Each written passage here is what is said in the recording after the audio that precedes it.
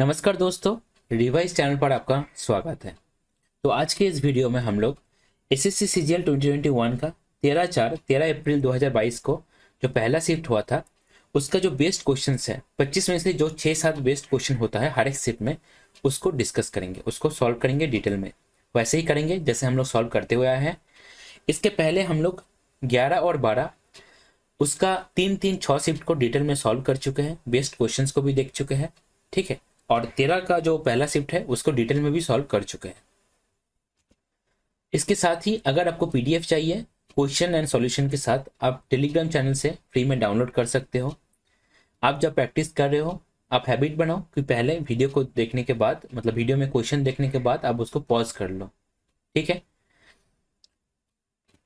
और आप कोशिश करो कि कम से कम टाइम में जितना ज़्यादा क्वेश्चन आप बना सको। तो स्टार्ट किया जाए क्या? चलिए स्टार्ट करते हैं। क्वेश्चन है आपका ज्योमेट्री से, ज्योमेट्री का ट्राइंगल से क्वेश्चन है, देखते हैं। In triangle ABC D is a point on BC such that angle ADC that is equal to angle BAC. अच्छा, डायग्राम को ड्रॉ करते हैं।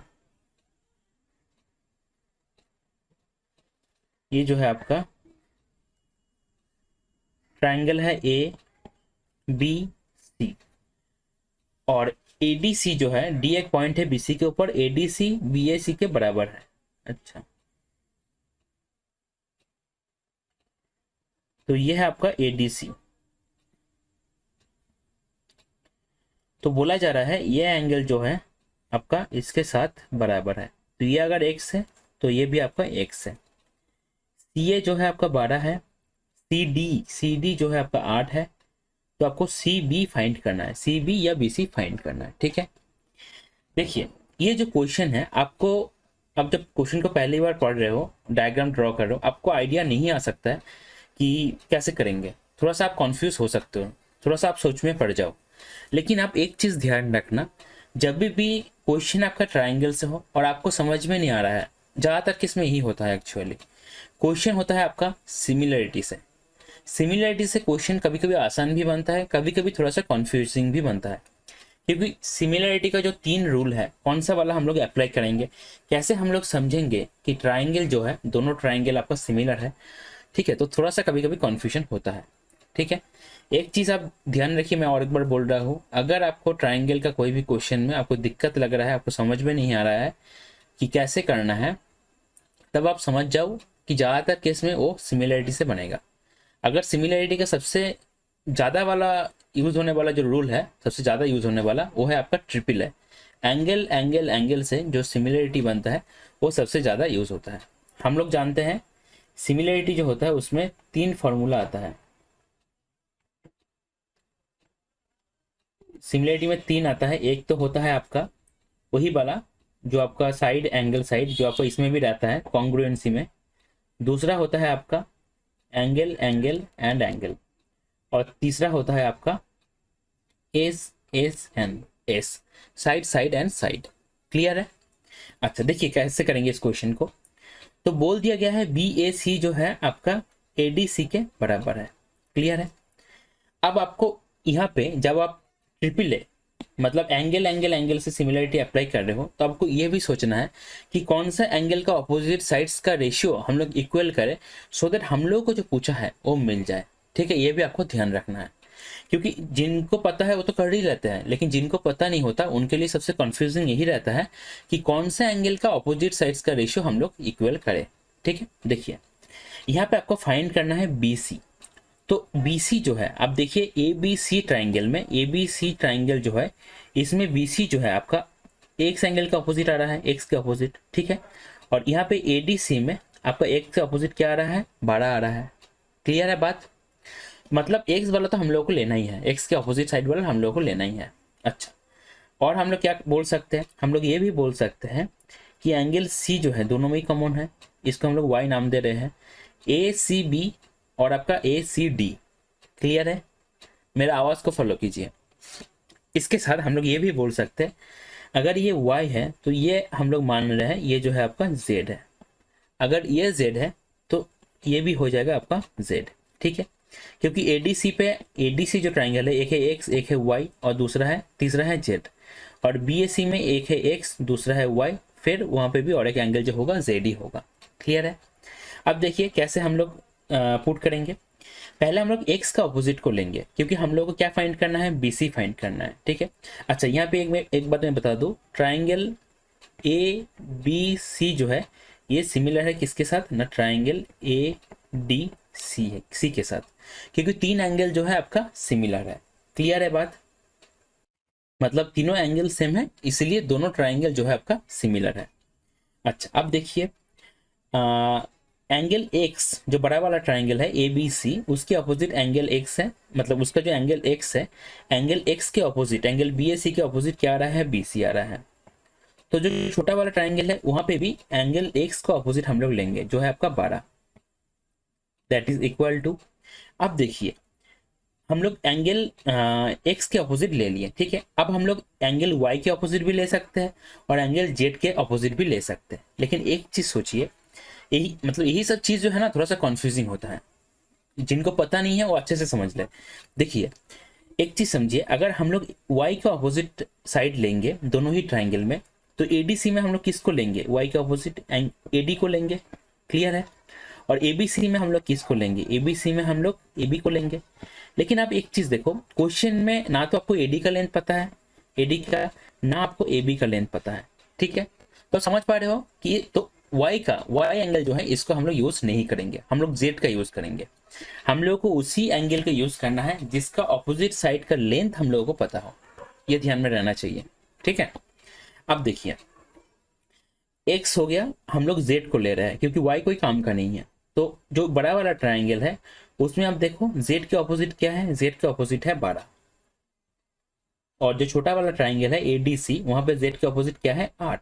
ठीक है, आपको ये भी ध्यान रखना है कि अगर ऊपर बड़ा वाला ट्राइंगल को लिखे है नीचे छोटा वाला, तो यहाँ पे भी ऊपर बड़ा वाला नीचे छोटा वाला। ठीक है, अगर इसमें थोड़ा सा में भी गलती हो गया, आप रेशियो उल्टा लिख दिए तो आपका आंसर गलत आ जाएगा।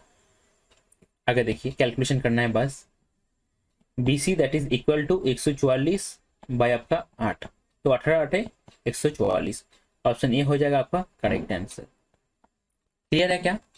देखिए सिमिलरिटी जिसको आता है, जो जिसको मतलब अच्छे से अप्लाई करना आता है वो तो बहुत फास्ट फास्ट करके चला जाता है, लेकिन जिसको आता नहीं है वो कंफ्यूज हो जाता है। ठीक है, या उसको समझ में यही नहीं आता है कि ये क्वेश्चन जो है सिमिलरिटी से बनेगा।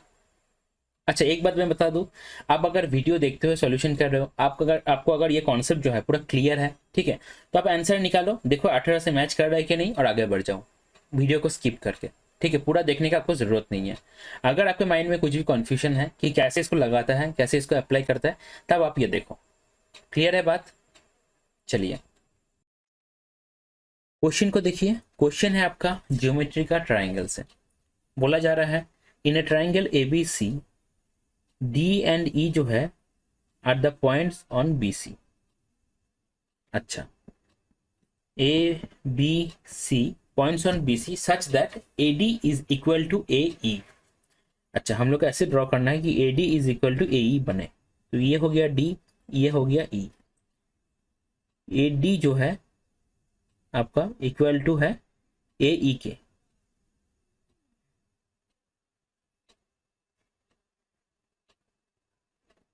ठीक है क्या? अच्छा AD अगर AE के बराबर हुआ तो सीधा हम लोग को पता रहना चाहिए कि इक्वल जो साइड्स होता है उसका जो अपोजिट एंगल होता है वो बराबर होता है, तो ये एंगल बराबर हो जाएगा क्योंकि ये इसके साथ इक्वल में है।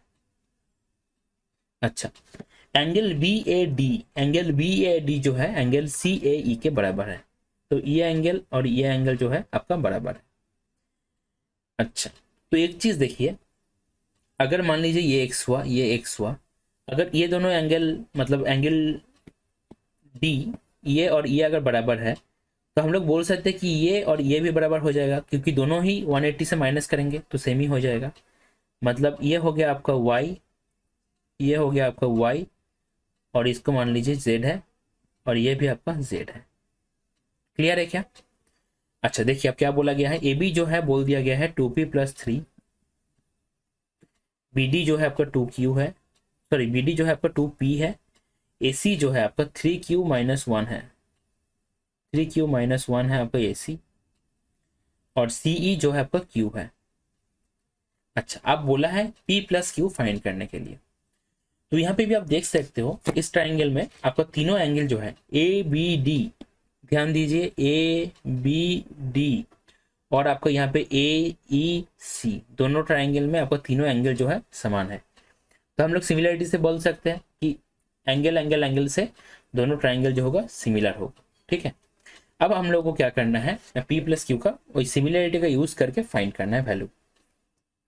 देखिए, अगर हम लोग ये करें कि x के ऑपोजिट का बात करें, x के ऑपोजिट, ठीक है, हम लोग दोनों ही ट्राइंगल में x का ऑपोजिट का बात कर रहे हैं। तो ए बी डी में x का ऑपोजिट क्या आ जाएगा, 2p आ जाएगा। ए डी सी में, ए डी सी नहीं, ए ई सी में x के ऑपोजिट क्या आ जाएगा, q आ जाएगा। दैट इज इक्वल टू, अगर हम लोग y का ऑपोजिट का बात करें तो ए बी डी में क्या आ जाएगा, 2p प्लस 3 आ जाएगा। अगर y का ऑपोजिट हम लोग ए ई सी में देखें तो क्या आ जाएगा, 3q माइनस 1 आ जाएगा। अगर z का ऑपोजिट हम लोग देखें तो z का ऑपोजिट मतलब, अच्छा आप देखिए z का ऑपोजिट, तो दोनों ही ट्राइंगल में आप देख रहे हो z का ऑपोजिट जो है AD है एक तरफ, AE है एक तरफ, लेकिन दोनों ही बराबर है। तो AD बाई AE जब हम लोग लिखेंगे उसको हम लोग 1 लिख सकते हैं, मतलब AD बाई AE तो लिखेंगे ना, लेकिन दोनों तो बराबर है तो इसको हम लोग 1 लिख सकते हैं, है कि नहीं बताओ।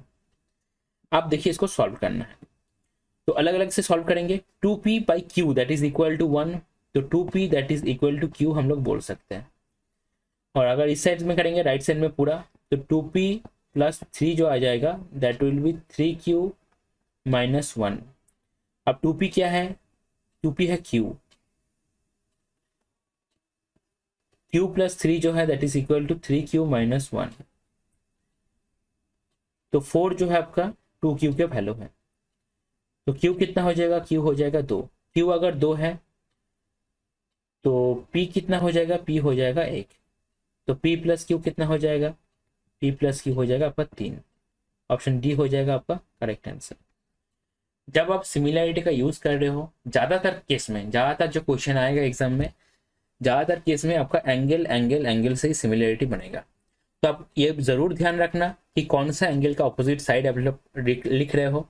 रेशियो जो आप लोग लिख रहे हो, तो जो जिस ट्रायंगल को ऊपर रख रहे हो, जिस ट्रायंगल को नीचे रख रहे हो, उसका भी आपको ध्यान रखना है। ऐसा ना हो कि रेशियो आप उल्टा लिख दो।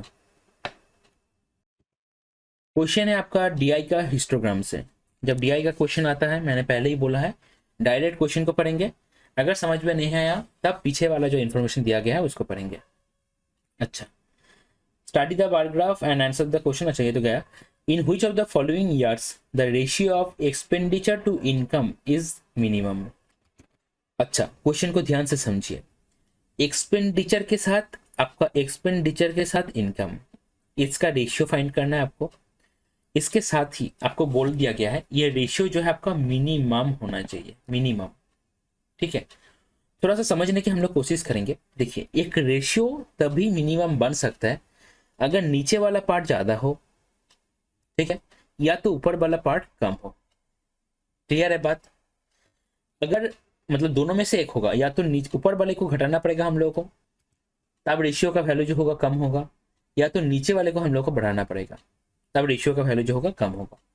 अच्छा, अब एक चीज ध्यान दीजिए, अगर नीचे वाला आपका बढ़ाया जाए, ऊपर वाला आपका घटाया जाए, तो दोनों का डिफरेंस ई, मतलब यहाँ पे आई माइनस ई होगा। आई माइनस ई जो है ये क्या मैक्सिमम होना चाहिए, है कि नहीं बताओ। ठीक है, ये मैक्सिमम होना चाहिए, क्योंकि दोनों एक को हम बढ़ा रहे हैं, एक को हम घटा रहे हैं, तो डिफरेंस क्या होगा, मैक्सिमम होगा। क्लियर है इतना। अच्छा, अब एक चीज देखिए, यहाँ पे 5 साल के लिए ग्राफ जो है आपको दिया गया है, 14 से लेकर 18 तक। हर एक के लिए हम लोग चेक नहीं करेंगे। पहली बात, हम लोग चेक करेंगे जो ऑप्शन में 4 दिया गया है उसके लिए, फिर हम लोग फाइंड करेंगे उन चारों में से मिनिमम कौन सा है। ठीक है, तो 2016 का कितना ना आपको फाइंड करना है, एक्सपेंडिचर बाय आपका इनकम, मतलब लाल वाला डिवाइडेड बाय ब्लू वाला, नीला वाला। तो 16 के लिए क्या आ जाएगा, 2016 के लिए आ जाएगा 275 बाय आपका 325। ठीक है। अच्छा, एक बात, आपको ऐसे लिखना नहीं है ये 16, ये 17, ये 14, ये 18, आप एक के बाद एक लिखते जाओ, आप खुद ही समझ जाना कौन सा है। ठीक है, क्योंकि ज़्यादा आपको एग्जाम में लिखना नहीं है। एग्जाम में मार्क्स उसका ही ज़्यादा आएगा जो राफ शीट में कम भरेगा, ये आप समझ लो। अगर राफ शीट में आप कम भर रहे हो मतलब क्या, आप बहुत ही शॉर्ट में कैलकुलेशन कर रहे हो। अब वो बात अलग है आपको कुछ भी नहीं आता, ठीक है, वो बात अलग है। अच्छा देखिए 2016 हो गया, 2017 के लिए क्या लिखेंगे, 300/350। 14 के लिए क्या आएगा ना, 14 के लिए आएगा 175/225। और 18 के लिए क्या आएगा 325/350। अच्छा अब एक चीज अब देखिए, ऐसे तो काट के हम लोग फाइंड कर ही सकते हैं कि किसका रेशियो कम है, उसके लिए हम लोग को एलसीएम का इक्वल करना पड़ेगा, वो सब तो हम कर ही सकते हैं। लेकिन थोड़ा सा हम लोग कॉमन सेंस लगाएंगे। देखिए यहाँ पे डिफरेंस कितना है, डिफरेंस है आपका 50 का। यहाँ पे डिफरेंस कितना है, डिफरेंस है 50 का। यहाँ पे डिफरेंस कितना है, डिफरेंस है 50 का। और यहाँ पे डिफरेंस कितना है, 25 का। ठीक है, अब जो 25 वाला डिफरेंस है उसको तो आप छोड़ ही दो, क्योंकि 350 के बहुत करीब है 325। ठीक है, तो ये रेशियो तो ज्यादा जाएगा ही। अब एक बात आप मुझे बताओ कि यहाँ पे हर एक केस में डिफरेंस जो है 50 है, लेकिन हर एक केस में नीचे वाला जो पार्ट है ये है अलग अलग, है कि नहीं, बताओ। क्लियर है बात। अब आप एक चीज देखो, अगर डिफरेंसेस जो है उसको अगर हम लोग ऊपर लिखे, क्योंकि डिफरेंस सेम है इसीलिए ये लॉजिक यहाँ पे अप्लाई होगा। तो हर एक केस में 50-50 कर करके जो है इसको अगर हम लोग ऊपर लिखे, जैसे 50/325, 50/350, 50/225। ठीक है, तो अब एक चीज देखो यहाँ पे, ये 50/225 इसका वैल्यू हो जाएगा सबसे मैक्स। अगर डिफरेंसेस मैक्स है तो रेशियो हो जाएगा मिनिमम। क्लियर है बात। देखो ये जो लॉजिक मैं यहाँ पे बता रहा हूँ ये एक पर्टिकुलर केस है, हर एक केस में ऐसे वैलिड नहीं होगा। अगर क्वेश्चन में आपको बोलेगा कि मिनिमम रेशियो फाइंड करो, और जो हर एक नंबर है, जैसे मान लो कि चलो 325 में से है 320, आपका 350 में से है 330, ठीक है, तब मुश्किल है फाइंड करना, तब आपको काटाकुटी करना पड़ेगा और एलसीएम फाइंड करके देखना पड़ेगा कि कौन बड़ा कौन छोटा। ठीक है, लेकिन इस केस में हम लोग बोल सकते हैं, तो ऑप्शन सी हो जाएगा आपका करेक्ट आंसर।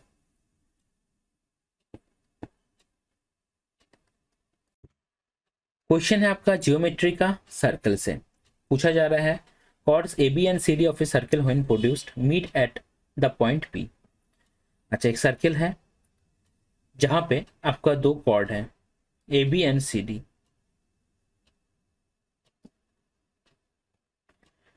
ये है AB एंड है CD जो आपका P पॉइंट पे मीट करता है। AB जो है आपका 6.3 है, BP जो है आपका 4.5 है, CD जो है आपका 3.6 है, और PD क्या है, निकलना है। तो हम लोग मान रहे हैं PD जो है x है।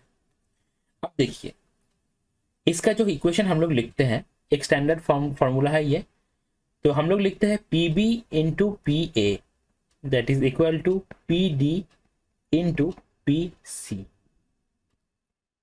ठीक है, ये हम लोग लिखते हैं फॉर्मूला इसका, मतलब इस पर्टिकुलर, ये फिक्स पैटर्न का क्वेश्चन है, इसी पर्टिकुलर केस के लिए हम लोग इस फॉर्मूला को लिखते हैं। अच्छा फॉर्मूला में एक चीज ध्यान रखिए, जब हम लोग लिख रहे हैं P से स्टार्ट करते हैं, पहले ये पार्ट लेते हैं फिर पूरा लेते हैं। ठीक है, इक्वल टू ये पार्ट लेते हैं और पूरा लेते हैं। ठीक है, ऐसा मत करना कि आप ये ले लो इतना तक और फिर इतना तक ले लो, ये मत करना। ठीक है, और दोनों मल्टीप्लाई में रहता है, PB into PA, PD into PC। अच्छा अगर हम लोग इक्वेशन को लिखना चाहे तो क्या आएगा, PA into PB into PA, तो 4.5 इंटू PA, तो दोनों को ऐड करना पड़ेगा। कैसे करेंगे, 6.3 प्लस 0.5 तो 6.8, और इधर है आपका 4 तो 10.8। PD कितना है, x है, और PC क्या हो जाएगा, x प्लस 3.6 हो जाएगा। क्लियर है बात। अच्छा अब एक चीज देखिए, एक चीज समझिए आप। अच्छा हम लोग अगर ये लेफ्ट वाले पार्ट को कैलकुलेट कर ही सकते हैं कि 45 इंटू 108 बाय आपका 100, तो 4 25 4 27 5 5 5 9, तो निकल के क्या आ रहा है, अगर 5 से काट देंगे तो 5 5 25 5.4, यही आ रहा है क्या, 5.4। अच्छा हाँ, that is equal to x into x plus 3.6। अच्छा एक चीज देखिए, अब क्या करना है ना, चारों ऑप्शन आपको दिया गया है, आपको ऑप्शन टेस्ट करना है।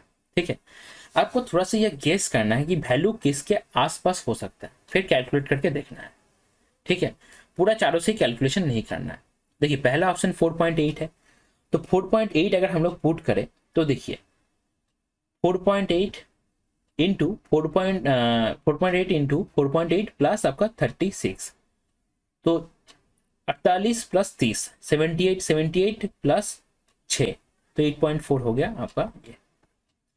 अब एक चीज देखिए, यहाँ पे यूनिट डिजिट क्या बन रहा है, 9×4 = 36, तो 6 आ रहा है। यहाँ पे यूनिट डिजिट क्या बन रहा है, 2 बन रहा है, तो ये तो होने का चांसेस नहीं है। क्लियर है। और ऐसे भी आप देख सकते हो, यहाँ पे आप इसको अगर 5 मान लो, इसको अगर 8 8 मान लो, तो 40 आ रहा है। ठीक है, और यहाँ पे कितना बन रहा है, 45 की ज़्यादा। ठीक है, तो आप ये बोल सकते हो कि 5 के आसपास होगा, तो सीधे हम लोग 5.4 से ट्राई करेंगे। तो 5.4 इंटू 5.4 प्लस 3.6, तो पहले 6 बना फिर 9 बना, तो देखिए मैच कर गया, तो ऑप्शन डी हो जाएगा आपका करेक्ट आंसर। जब आप ऑप्शन टेस्ट कर रहे हो, आपको मतलब अंधा बन के ऑप्शन टेस्ट नहीं करना है, थोड़ा सा देखना है, थोड़ा सा गेस करना है कि इसके आसपास जा सकता है। ठीक है, फिर करना है। क्वेश्चन है आपका प्रॉफिट एंड लॉस से। क्वेश्चन में बोला जा रहा है a tea seller use to make 50% of profit by selling tea at ₹9 per cup. अच्छा, 9 रुपए में अगर बेच रहा था तो 50% प्रॉफिट हो रहा था। When the cost of ingredients increased by 25%, he started selling tea at 10 rupees per cup. What is the profit percentage now? अच्छा, देखिए एक चीज समझिए, पहले क्या हो रहा था, देखिए स्टेप बाय स्टेप करेंगे जैसा क्वेश्चन में बोला गया है। पहले हो रहा था 50% प्रॉफिट, मतलब क्या, हाफ प्रॉफिट। तो 2 अगर सीपी है तो प्रॉफिट क्या हो रहा था, पी। ठीक है, तो एसपी क्या होगा, एसपी हो जाएगा 1 + 2 3। अच्छा, 3 का वैल्यू 9 पहले लाइन में बोल दिया गया है। ठीक है, पहले जब 50% प्रॉफिट कर रहा था तो 9 रुपए में बेच रहा था, तो आपका कॉस्ट प्राइस क्या होगा, 3 का वैल्यू अगर 9 है, 2 का वैल्यू 6 हो जाएगा, 6 रुपीज है इसका सीपी। अब बोला जा रहा है cost of ingredients increase by 25%। ठीक है, कॉस्ट ऑफ इंग्रेडिएंट्स मतलब सब कुछ यहाँ पे कंसिडर किया जाएगा, चाय पत्ती हो गया, दूध हो गया, चीनी हो गया, कप हो गया। ठीक है, सब कुछ। तो 25% मतलब आपका 25% बढ़ गया। ठीक है, बढ़ गया, तो 1/4 मतलब 4 में 1 बढ़ गया। क्लियर है इतना अभी तक। तो वैल्यू जो है 4 से लेकर क्या बनेगा, 5 बनेगा। ठीक है, अच्छा अब देखिए एक चीज, सीपी जो है अगर इंग्रेडिएंट्स बढ़ गया तो कॉस्ट प्राइस बढ़ेगा। ठीक है, क्योंकि पहले वो इन सब चीजों में जितना खर्चा कर रहा था, अभी उसमें 25% बढ़ोतरी हुआ है। तो पहले जो 6 रुपए खर्चा हो रहा था वो कितना होगा अभी, ना वो हो जाएगा 5 × 6/4, तो 30/4। ठीक है, अच्छा अब बेच रहा है कितना में, अब बेच रहा है इसको 10 रुपीज में। मतलब हम लोग बोल सकते हैं कि 30 का चीज जो है 40 में बेच रहा है। यह है सीपी, यह है एसपी। तो प्रॉफिट कितना, 10/30 × 100, तो हो जाएगा आपका 33 1/3%। ऑप्शन डी हो जाएगा आपका करेक्ट आंसर। क्लियर है चीजें। हम लोग ऐसे कैसे लिख दिए कि 30 से 40, आप देख सकते हो, हम लोग अगर फाइंड करें तो क्या आएगा, प्रॉफिट आएगा 10 - 30/4 बाय हो जाएगा आपका सीपी, दैट इज 30/4। 4 जो है एलसीएम होने के बाद तो कट ही जाएगा, तो क्या आ रहा है 40 - 30/30। ये सब बेसिक चीजें हैं, आपको क्लियर रहना चाहिए। चलिए, क्वेश्चन है आपका जियोमेट्री का सर्कल से। क्या बोला जा रहा है, in a circle of diameter 20 centimetre, chords A B and C D parallel to each other, BC जो है आपका डायमीटर है। अच्छा देखिए, ये है आपका सर्कल, डायमीटर हम लोग मान लेते हैं जो है आपका बीसी है। Chord A B and C D जो है आपका क्या है ना, पैरेलल टू ईच अदर है। तो ए बी है ये मान लेते हैं, और सी डी हम लोग ऊपर बनाते हैं जो है आपका एक दूसरे के साथ पैरेलल। ठीक है, अब बोला जा रहा है ए बी जो है 6 सेंटीमीटर है from the centre of the circle, मतलब ये वाला जो डिस्टेंस है परपेंडिकुलर डिस्टेंस ये है 6 सेंटीमीटर। अच्छा, डायमीटर पहले ही बोल दिया गया है 20 है, तो ये हो जाएगा 10, ये हो जाएगा 10। What is the length of the chord C D, C D का वैल्यू चाहिए पूरा, क्लियर है। अच्छा, हम लोग जानते हैं ट्रिपलेट जो होता है 3 4 5, बहुत ही कॉमन ट्रिपलेट है, 5 12 13 वो भी एक कॉमन ट्रिपलेट है। इसको अगर हम लोग 2 से मल्टीप्लाई करेंगे तो बन जाता है 6 8 10, तो 6 है 10 है तो ये बन जाएगा 8, क्लियर है इतना।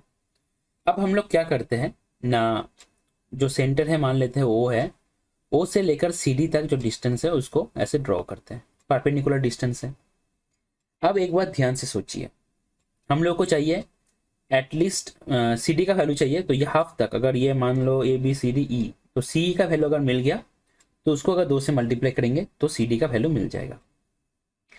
एक चीज अब ध्यान से देखिए, यहाँ पे हम लोग बोल सकते दोनों लाइन जो है पैरेलल है, तो ये वाला एंगल इक्वल होगा, बोल सकते हैं कि नहीं बोल सकते। अच्छा, ये 90 डिग्री है, ये 90 डिग्री है, ये भी बोल सकते हैं, और ये वाला एंगल इक्वल हो गया, मतलब एंगल एंगल एंगल से दोनों जो ट्राइंगल है आपका सिमिलर हो गया, ठीक है।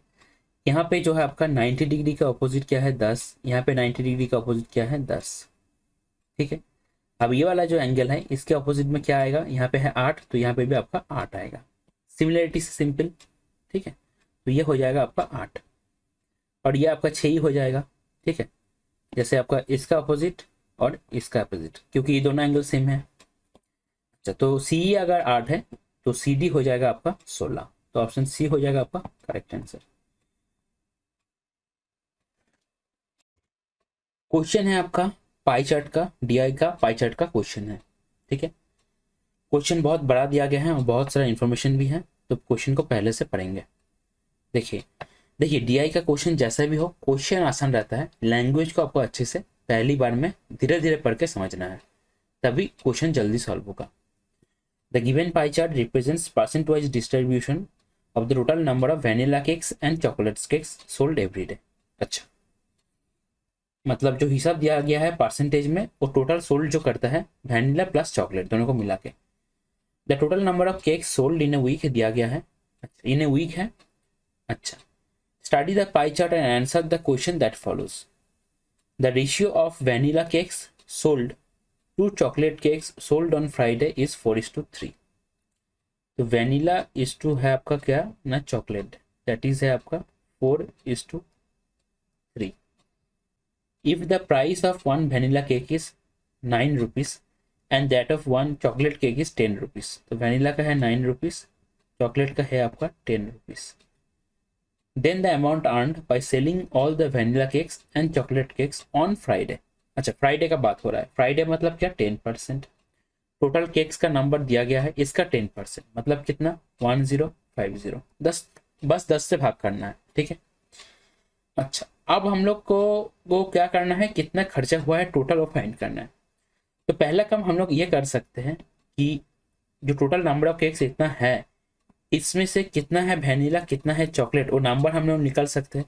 उसके बाद इसको 9 से मल्टीप्लाई करेंगे और इसको 10 से मल्टीप्लाई करेंगे, दोनों को ऐड कर देंगे तो हम लोग का आंसर आ जाएगा। ये एक हो सकता है कि नहीं बताओ। अच्छा, भाग कैसे करेंगे ना, 4:7 है तो 7 का वैल्यू 1050, तो 4 का वैल्यू से वैनिला मिल जाएगा, 3 का वैल्यू से चॉकलेट मिल जाएगा। लेकिन अगर हम लोग ऐसे करें कि टोटल फ्राइडे में सेल कितना हुआ है 1050, अगर हम लोग वैनिला और चॉकलेट इसका एवरेज प्राइस देख ले और टोटल नंबर के साथ मल्टीप्लाई कर दे, तब भी हम लोग को आ जाएगा टोटल कितना खर्चा हुआ है कि नहीं बताओ। Total that is equal to क्या, number of items into average, clear है क्या। तो एवरेज प्राइस के साथ अगर टोटल नंबर ऑफ केक्स को मल्टीप्लाई कर देंगे जो आपका फ्राइडे में सेल हुआ है, तो टोटल कितना अर्न हुआ है वो आपका आ जाएगा। देखिए कैसे करेंगे ना, 4:3 है तो 4 9 36 प्लस आपका 30, टोटल इतना प्राइस है, मतलब कितना आइटम का 7 आइटम, 7 आइटम का, तो 7 आइटम का प्राइस कितना है ना 66/7, तो इंटू हो गया आपका 66/7, तो 15 7 105, तो 150 इंटू आपका 66। तो ये आ गया। पहले 60 से करेंगे, फिर अब हम लोग क्या करेंगे 6 से करेंगे। तो 15 6 90, 60 से करेंगे तो 2 0 आएगा, मतलब 1 0 60 का, 1 0 150 का, प्लस आया आपका 900, तो 9900 हो जाएगा आपका फाइनल आंसर। ऑप्शन सी है करेक्ट आंसर। ये था आपका इस वीडियो का लास्ट क्वेश्चन। इसके साथ ही इस लेक्चर को हम लोग यहीं पे एंड करेंगे। वीडियो के अंदर जितना भी क्वेश्चन है उसका क्वेश्चन एंड सॉल्यूशन दोनों ही आप लोग पीडीएफ के फॉर्मेट में टेलीग्राम ग्रुप से डाउनलोड कर सकते हो at free of cost. Telegram group का लिंक आपको डिस्क्रिप्शन में मिल जाएगा, वहां से टेलीग्राम ग्रुप में जाकर आप पीडीएफ को डाउनलोड कर सकते हो। इसके साथ ही अगर किसी को लगता है कि किसी भी क्वेश्चन में इससे भी बेटर अप्रोच हो सकता है तो आप कमेंट कर सकते हैं। इसके साथ ही हम लोग का टीम का जो मेल आईडी है रिवाइज